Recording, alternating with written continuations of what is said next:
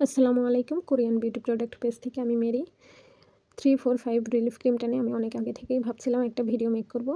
তো আমি আজকে এই ক্রিমটা নিয়ে কিছু কথা বলবো। আপনারা আপনাদের কষ্টের টাকায় কি আসলেই অরিজিনাল প্রোডাক্টটা পাচ্ছেন, নাকি আপনি চায়না মাস্টার্ড রেপ্লিকা কিনছেন? তো এটা 2টা 3টা ভেরিয়েন্ট আছে আমার হাতে। তো এর মধ্যে কিন্তু একটা একদমই রেপ্লিকা, এটা বোঝাই যায়, সমস্ত পেজে এটা উল্লেখ থাকে।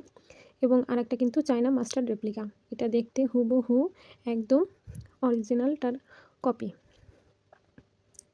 তো এটা সাইডে দেখলে আপনারা বুঝতে পারবেন যে এটা তো একদমই চায়না, বোঝাই যাচ্ছে, এটা সব পেজেই উল্লেখ থাকে। তো এটা আমি বাদ দিয়ে দেবো।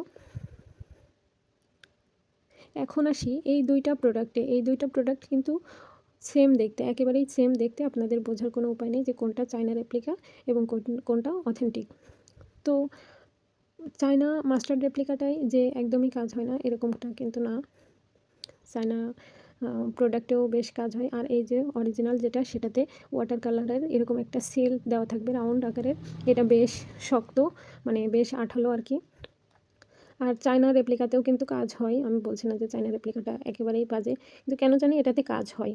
চায়নারা মূলত ওরা বাহির থেকে ড্রামে মেডিসিন নিয়ে আসে এবং তাই সেটা নিজেদের মতো করে মডিফাই করে সেটা বাজারজাত করে। যাই হোক, তো তারপরেও আমি পার্সোনালভাবে বলবো যে অথেন্টিকটাই ইউজ করা উচিত। কারণ যারা 1000 টাকা দিয়ে একটা চায়না প্রোডাক্ট ইউজ করতে পারবে, আমার মনে হয় তারা আরও কিছু বাজেট করে তারা অথেন্টিকটাই নিতে পারবে। তো এই যে 2টা প্রোডাক্ট কিন্তু সামনাসামনি দেখতে একেবারেই সেম,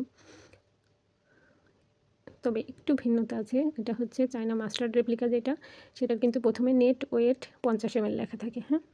আর যেটা অরিজিনাল সেটা কিন্তু শুধুমাত্র 50 ml লেখা থাকে। তো আশা করি